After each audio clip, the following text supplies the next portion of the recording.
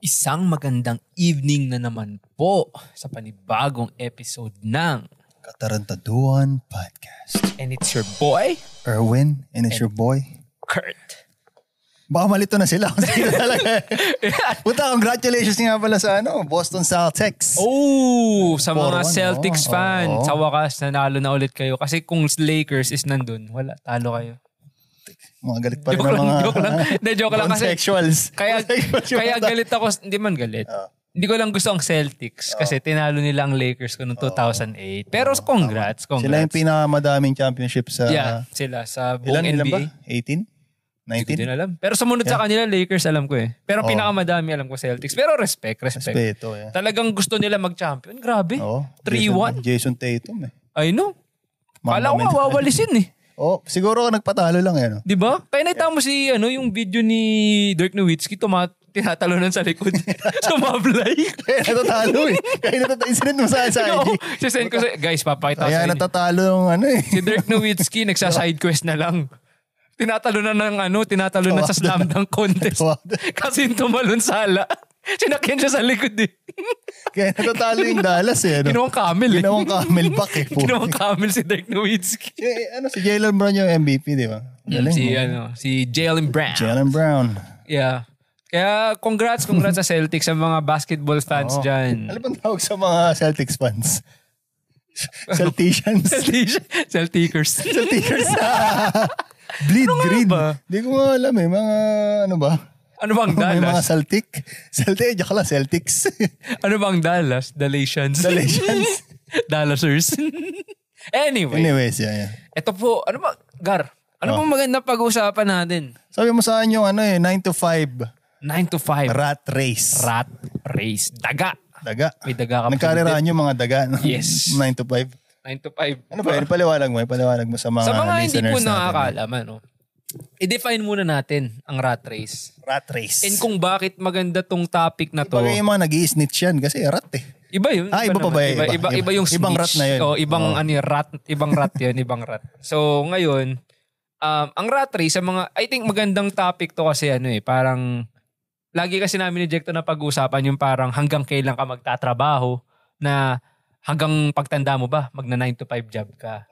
So, yun yung idea ng rat race na kumbaga, from the time na makatapos ka halimbawa ng college, tapos magpapasok ka ng corporate job or whatever work, habang buhay mo ba siyang gagawin? Yun yung rat race na yun. Yung baga magtatrabaho ka for money or ang kapalit nun, freedom mo, yung time mo, lahat. So yun yung rat race. Parang lahat ng tao, like we are the rats and then we're trying to race against time to get out of it. Parang gano'n. So ngayon, bibigyan natin ng napakagandang definition. What is rat race? The unpleasant life of people who have jobs 9 to 5 that require them to work very hard in order to compete with others for money, power, status, etc. Di ba yun naman talaga yun? Yung nangyayari is we all try to actually, like, walang masama doon walang masama. Pero ang tanong, hanggang kailan ka magtatrabaho? Ano bang meron ka bang ginagawa na on the side na for yourself and not for someone na pinapayaman mo? Diba? And another question is, why rat race ang tawag? Basahin natin ulit. Ba't kinumpir sa mga rat yung mga tao? I know. Ewan ko nga din eh. Magandang tanong yun. Tas, eto yun. Why is it called rat race? The term comes from the race between two rats to get the... Rats. Naisip ko yung... Two rats? Naisip ko two rats yung nag-i-stitch. Anyway, the term comes from the race between two rats to get the piece of cheese at the other room. First by trying to outrun... Kaya ulitin ko nga. The term comes Take two. Why is it called the rat race? The term comes from the race between two rats to get the piece of cheese at the other of the room first by trying to outrun each other. In the process, they spend more energy than the reward is worth. It signifies an endless, futile pursuit, a mad competition one embarks on. Parang kung babalikan natin yung sinabi ko. Lalim ng gara. Lalim nga eh. Para kung i-interpret natin. Kung i-interpret natin, parang ganun yung nangyayari na lahat tayo, nagtatrabaho, tapos yung effort and energy na ini-spend natin only to get what? Let's say for example, like this amount of money. Tapos, ang pinapalit mo doon, hindi lang effort mo, yung freedom mo, yung time mo, lahat yun. So ngayon, parang hanggang kailan mo willing gawin yun. Kaya siya tinawag na 9 to 5 rat race. Okay. Parang ganon. So yung main topic is, anong ginagawa namin ni Kurt or anong ginagawa ko para makaalis tayo sa rat race na to. Ikaw ba, anong plano mo? Ay, bago tayo dyan pumasok, ano muna ang ginagawang work ni Kurt? Sa mga hindi nakakaalam.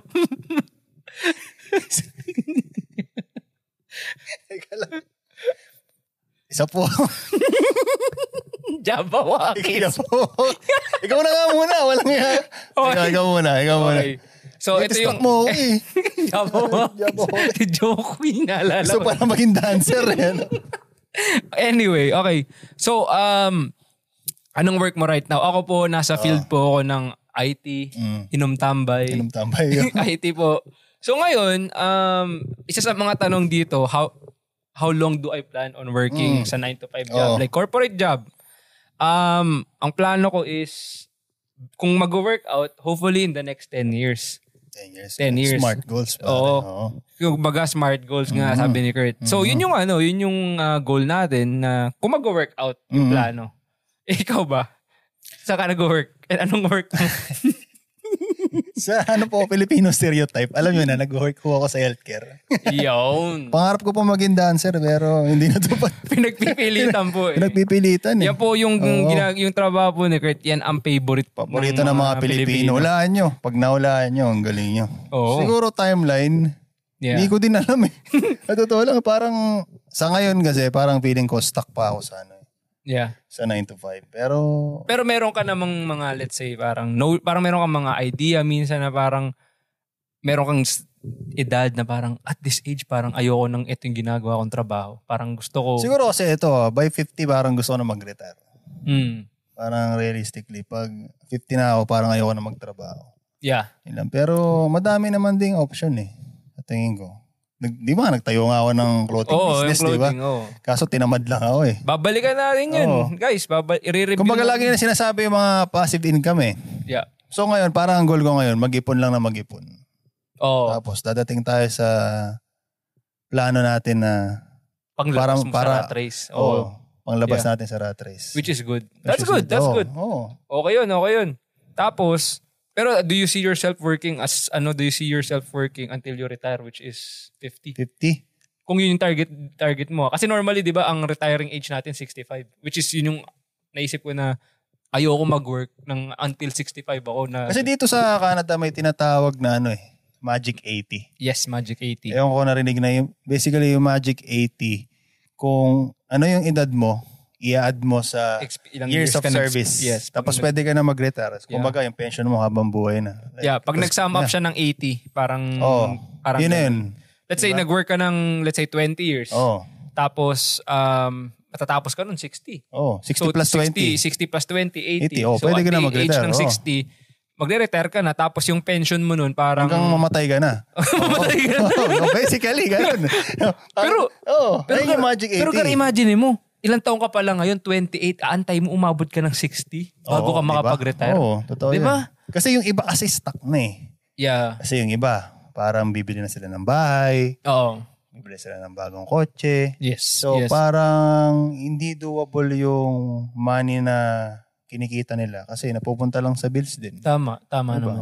Pero alam niyo guys, hindi naman sa kasi yung iba naman talaga, they are parang, sa kanila, ang pangarap nila talaga is yung, let's say, kung gusto nila maging nurse, engineer, abogado, doktor, like walang masama doon kasi kung gusto nila talaga, yung field na yun, na maging, pangarap nila, na yun ang gawin nila talagang life's worth nila o legacy nila. It's nothing wrong with that. Parang, there's nothing wrong with that. Kung pipiliin mo yung option na yun na mag-work ka ng 9 to 5. Kung ka masaya. Kung masaya ka dun, parang naman yun eh, parang nasa sayo. Tsaka dapat yung 9 to 5 mo, malaki din yung sweldo mo. Oo, diba? Totoo yun. Kasi ang hirap lang, kaya namin siguro laging naisip yung rat race, kumbaga, is parang, na-imagine nyo ba yung idea na parang nag-work kayo para sa isang kumpanya, tapos yung kumpanyang yun, sila yung yumayaman. Yung may-ari ng kumpanyang yun, sila yung may complete na autonomy, meaning kaya nilang gawin yung gusto nila sa kahit na kailan nila gusto, sa paanong paraan. At saka kahit ano.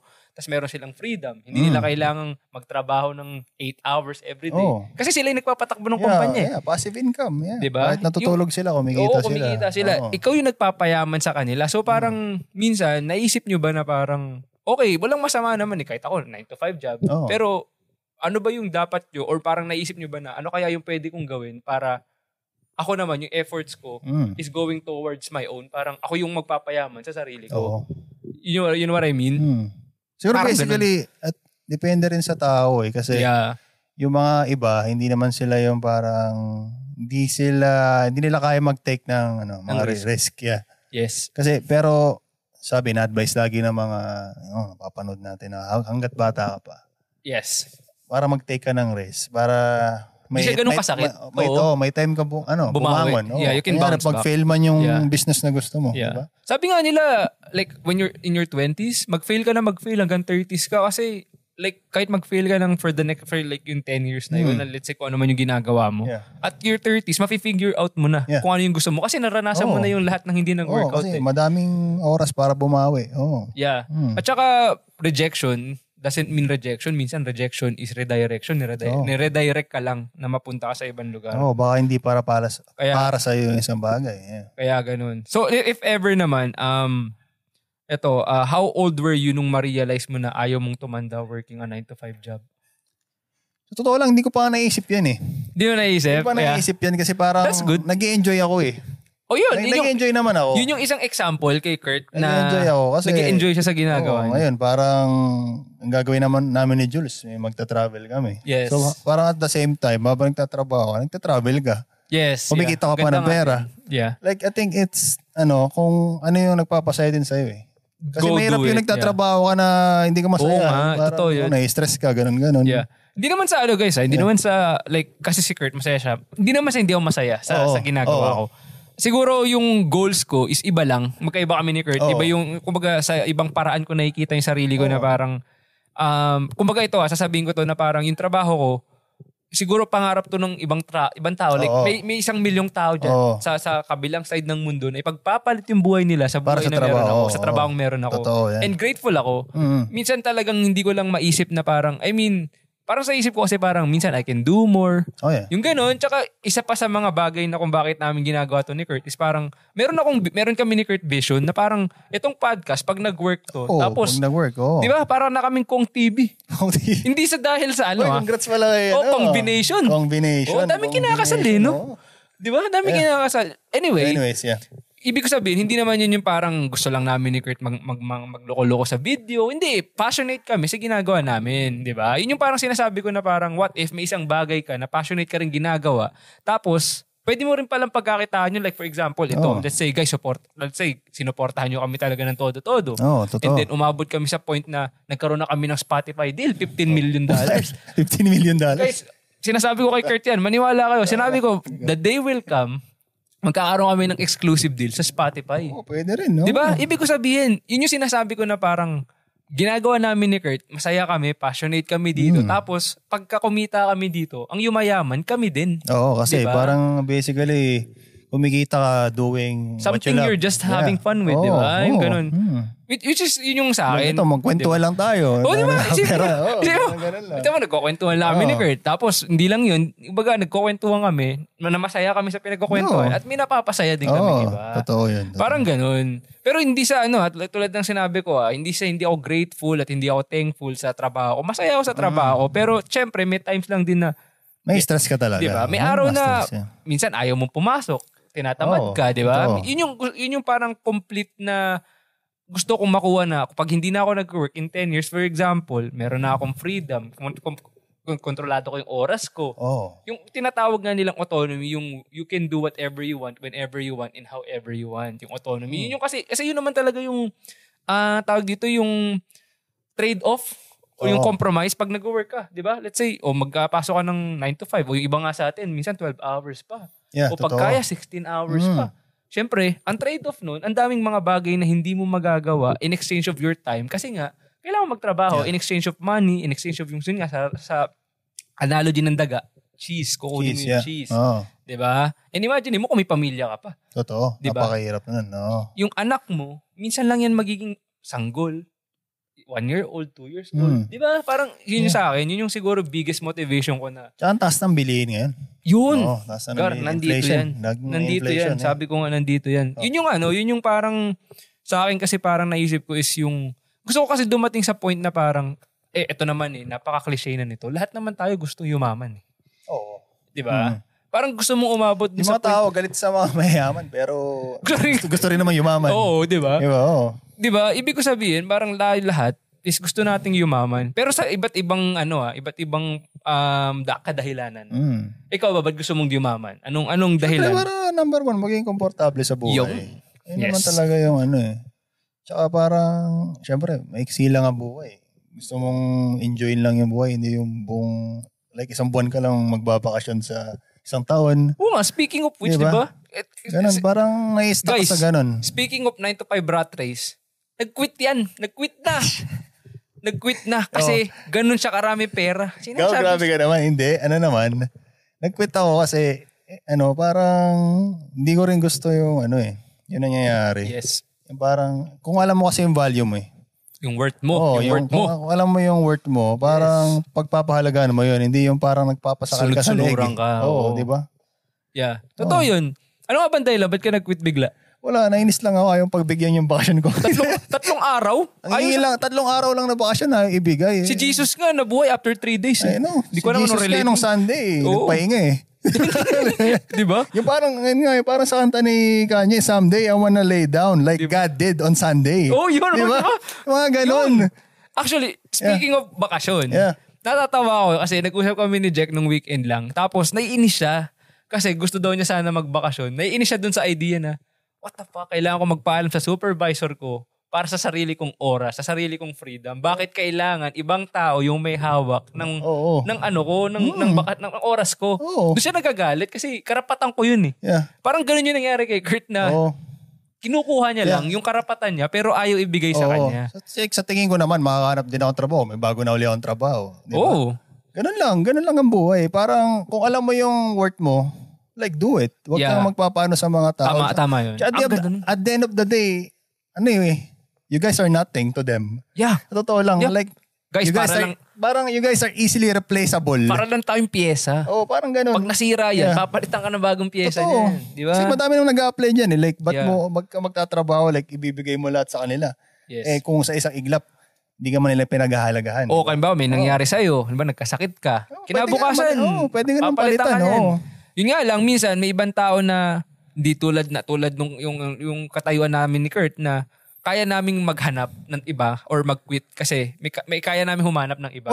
Kasi sa ibang tao talagang wala silang choice mahirap, diba? Kaya hindi rin naman namin yun nilalahat. Kumbaga, ina-acknowledge din namin ni Kurt na may ibang tao na ang katayuan nila talagang wala silang choice. Napakahirap maghanap ng kumbaga, trabaho. Yung nasa kapagkainan nila, yun yung kakainin nila. Unlike nung, let's say, kami ni Kurt, may option kami na humanap pa ng ibang uulamin or something. Kaya makinig kayo sa mga magulang nyo, mag-aral kayo na mabuti. Oo. Para laging meron kayong options. Totoo yan. At saka sa totoo lang, tulad nga ng sinabi ko, hindi lahat may option eh. Yung sinabi mong 9 to 5 rat race, baka sabihin ng iba na bullshit yan. Kasi kami, wala kaming choice. Totoo yun. At saka sabi ko nga, ina-acknowledge namin yung kasi sa buhay naman, kanya-kanya minsan kasi tulad niyan, may iba na pinanganak na nandito sila nagsisimula. So meron silang ahead na agad sa ibang tao na maaring nandito na wala talagang choice.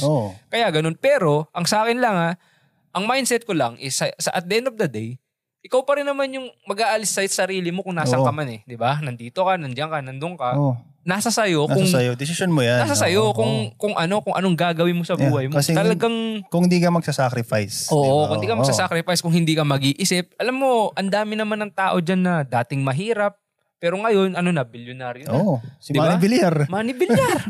Nakaligo ka na ba sa dagat ng basura? Diba?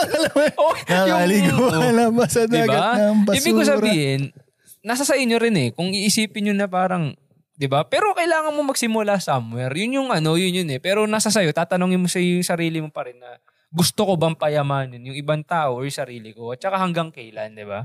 Pero yun nga, nagmamatter. Anyways, tsaka ito, share ko lang like yung sa bakasyon, yung mga ibang tao, like trabaho sila ng trabaho, tapos like inisip nila, pag nag-retire sila, dun sila magbabakasyon. I know. Kasi nung nagpunta kami sa Hawaii ni Jules, parang yung karamihan sa mga tourist, mga matatanda na eh. It's too late parang hindi nila ma-enjoy eh. Kasi paano ka makakalakad sa init ng araw? Iba na yung lakas mo. Iba na yung energy mo eh. Like, pag nag-retire ka ng matanda ka na, parang ang hirap mo na enjoyin yung passion mo kasi parang pagod na pagod ka. And actually, maganda yung sinabi na to ni Kurt. It actually falls into place dito sa topic ng 9 to 5 rat race. Kasi nga, parang, yun nga yung sinasabi ko din eh. Parang gusto mong makuha yung time mo eh. Habang bata ka pa. Yeah. Kasi ito rin yung nag-a-align doon sa sinabi ni Kurt na nung umuwi ako sa Pinas nitong last year lang nung November, ibang-iba yung saya. As opposed to sabi ko, kung umuwi ako nito 10 years later pa, like let's say 40 na ako, 50 na ako, iba na eh. Talagang merong certain times na parang pag ginawa mo siya ng let's say kaya mo siyang gawin ng bata ka pa, iba yung hits niya eh. Di ba? Iba yung pagkaka-treasure mo. Tapos let's say pag bumalik ka na mas matanda ka, ibang time na yun ng buhay mo. Yun, di ba? Totoo yun. Tsaka yung sinasabi nga ni Kurt na paano ka pa mag-i-enjoy kung halimbawa 65 ka na. Ika-ika ka na. Paano ka pa mag-hiking? Nakakawa tignan eh. Yung mga, diba? Yung mga matatanda dun. Tapos yung parang, syempre, hindi na sila makapag-exercise. Di ba? Di kasya sa sa pintuan ng CR. Walang hate. Walang hate. Parang kwento lang yun. Kwento ko lang. Yung parang, ayun nga, naano ko dun sa mga matatanda. Ang dami nilang pera. Yeah. Pero wala silang energy. Yeah, wala kayong yung baga wala kang yung baga hindi mo ma-enjoy yun eh ng ganung ka ng edad, yung parang nasa na yung lakas mo. Diba? Kaya doon nasa bangko mo lahat. Yung pera, 'di ba? Pero at the end of the day, puta pera lang naman yun, papel lang 'yan, 'di ba? Pero yung naman kasi, yung parang yung trade nun, yung pera kasi na yun na minimake mo, ayun yung value ng time mo. Yeah, kaso time is priceless naman din. Kasi parang kasi wino-work mo yun eh. Yeah. Parang hindi mo hawak yung oras mo. Nagtatrabaho kang ganun, di ba? Parang ayun yung masakit dun eh. Yeah. Kaya nakikita ko yung dahilan mo kung ba't gusto mong umalis sa parang 9 to 5. Parang, yun lang naman din. Parang, ibig sabihin, I mean like, ako, hindi ko naman alam kung lahat ng plano ko is mag-workout. But then, I think it's better than having a plan than not having one. You know what I mean? Pero maganda rin yung ginagawa mo kasi parang, gano'n naman talaga yung buhay. Pag nakatapos ka na, mag-work ka na mga trabaho hindi mo gusto. Mag-ipon ka lang na mag-ipon. Pagdadaanan mo yun. Tapos, pagkatapos nun, tsaka doon ka mag-upgrade. Yes. Parang, diba? Tsaka there's no such thing na parang, alam mo yun, let's say gusto mo umalis ng 9 to 5. Ganun ang cycle talaga ng buhay. Diba? Kasi alam nyo, process yan. Diba? Kumbaga, wag nyo titignan yung goal lang. Kasi kailangan nyo enjoyin yung process. Tsaka huwag kayo magmadali. Huwag kayo magmadali sa buhay. Kahit na race yung pinag-uusapan, kanya-kanyang race yan. Buhay ay hindi karera. Sabi nga ng Bini Enjoyer. Patay ka na naman. Patay na. Lagi lumalabas sa TikTok ko eh. Patay ka na diba, naman. Parang, kasi gano'n naman talaga ang buhay. Hindi naman race eh. Yeah. Tsaka, wag nyo, kayo, minsan, wag nyo ikukumpara yung sarili nyo sa taong, let's say, mas matanda sa inyo na 20 years ahead sa inyo. Siyempre, nauna na sa inyo ng 20 years yan eh. 20 years ago, nagsisimula na sila, kayo, dumedede pa kayo. Totoo. So, hindi nyo pwedeng sabihin na, ba't si ganito, meron ng ganyan, meron ng ganun. Siyempre, ahead sila. Imbis na maingit kayo, gawin nyo silang role model. Tsaka ngayon, dami ng sources talaga eh. Lagi pa ulit-ulit na sinasabi sa internet. Ito, Katarantaduhan Podcast. Source nyo kami. Source. Ayun, makinig lang kayo sa amin. Mapapariwara kayo. Source ng Katarantaduhan. Pero pinatututunan kayo. Tsaka ngayon yung content creating, di ba? Yeah. Kaya nga, kung passionate kayo dyan, sabi nga nila, huwag nyo isipin yung kahihiyan. Ba't pakakainin ba kayo ng ibang tao na tumatawa sa inyo? At the end of the day, pag sumikat na kayo, wala na masasabi. Diba? Kung baga isipin nyo yung sarili nyo palagi, lagi nyo iisipin na, ito iniwan ko na to sa ibang parts ng episode. Yung mga, kasi minsan, madalas iniisip natin sasabihin ng ibang tao eh. And normal yan. Talagang ibinavalue mo yan, yung sasabihin ng ibang tao. Pero, minsan ba naisip nyo yung sasabihin ng future self nyo sa inyo today? Let's say, ako ngayon, 30 years old ako, naisip ko ba yung sasabihin ng 40 years old Erwin sa akin na pagka naniwala ako sa sinasabi ng ibang tao versus dun sa naniniwala ako na sa vision ko, na ito yung plano para maka-get away ako sa 9 to 5 rat race. Diba? What if in 10 years, yung 40 years old na sabihin ng sarili ko sa akin is, Erwin, buti na lang nakinig ka sa sinabi mo sa sarili mo. Naniwala ka sa vision mo. Yeah. Diba? Na kung hindi ka naniwala sa sarili mo, naniwala ka sa sinasabi ng iba, wala tayo dito ngayon. Yun yung bumaga, food for thought lang Food for thought. And Hindi ko sinasabing tama yung sinasabi ko. Hindi ko rin sinasabi na mangyayari lahat ng pinaplano. Kasi at the end of the day, iiwan natin kay Lord yung kung ano yung plano niya sa atin. Okay lang mag-fail. Sa totoo lang. Tsaka nagbabago lahat ng plano sa buhay. Kung gusto mo maging doktor, di mag-workout. Baka sa iba ka pala nakatadhana, di ba? Oo, kung doktor. Gusto mo maging dancer. Yung pala, sisigat ka, magkakaroon ka ng pares overload. Oo, pares overload, di ba? Yun nga di ba? Pag nag-fail kayo, or pag nag-fail ka, it only, like, I think nagiging masama lang ang failure pagka hindi mo tinatry mag-bounce back or trying to learn from it, di ba? Mm-hmm. You know, yun lang yun. Tapos, isa pa, anong masasabi mo, Kurt, dun sa mga older generation na ang philosophy is, as long as you work hard and do your job, you'll be okay? Ano masasabi ko dun? Siguro, nung panahon nila, diba? Mag-work yun. Iba na kasi yung panahon ngayon eh. Special inflation, sabi mo kanina. Ngayon, diba? Inflation, like, kasi yung kung sa mga hindi familiar sa inflation, kung magkano yung pera ngayon, in like 10 years, pwedeng iba na yung standard. Mas malaki na yung halaga. Mas malaki na yung halaga, di ba? Yeah. Kaya yung parang sinasuggest nila habang yung investment nga. Yeah. Which is hindi naman kami business podcast. Hindi rin namin, kayo na mag-search. Guys, do your own research. Alam nyo na yan, di ba? Hindi Be namin smart scope with your purchases. Yes. Yeah, totoo yung sinabi ni Kurt kasi parang, kasi nung araw let's say 1950s. 1950s. Kahit magtrabaho kayo ng 9 to 5, kaya nyo mabuhay. Magkano ba yung mga tinapay nila? Nutriban ba? Nutriban. Yung mga sinasabi ng mga lolo, yung mga Nutriban, magkano lang daw yung mga tinapay noon. Ito noon na yun lang. Kasi. For example na nga lang, naalala ko, may pinanood ako na sila, billionaire siya. Billionaire siya sa New York real estate. Tapos, ang nabili nilang penthouse sa Manhattan. Pag sinabi niyong Manhattan, parang sa Pilipinas, Ayala yan. Ayala, Alabang, ganyan. Nung araw nung nabili nila noong 1980s, 500,000 lang, kalahating milyon. Sinearch ko kanina, alam niyo magkano average ng penthouse sa Manhattan? 50 million. So, diba? nag times 100. Yung Dallas Mavericks ni diba? Mark Cuban. Magkano lang bilhin ni Mark Cuban yun? Parang ilang 200 million ngayon, 1.3 billion na. Billion. No, yun yung inflation. Yun din yung iisipin nyo na parang mag-invest kayo sa sarili nyo today. Yeah. Kasi yung sarili nyo na ipag-investan nyo, in 10 years time, mag-exponential lang growth niyan.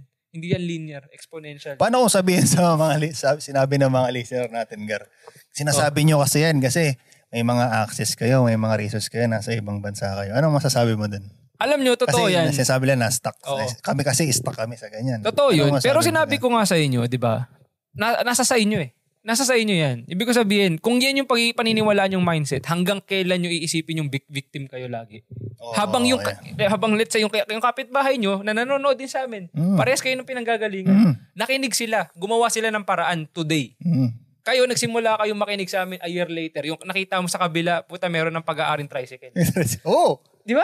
Kasi nagsimula sila, meron silang sense. Pero hindi ko sinasabing, makinig kayo sa amin, pulutin nyo lang yung sa tingin nyo mag-a-apply sa inyo. Sinasabi ko to kasi na-realize ko to ngayon recently. And alam ko na wala pa ako dun sa gusto ko marating.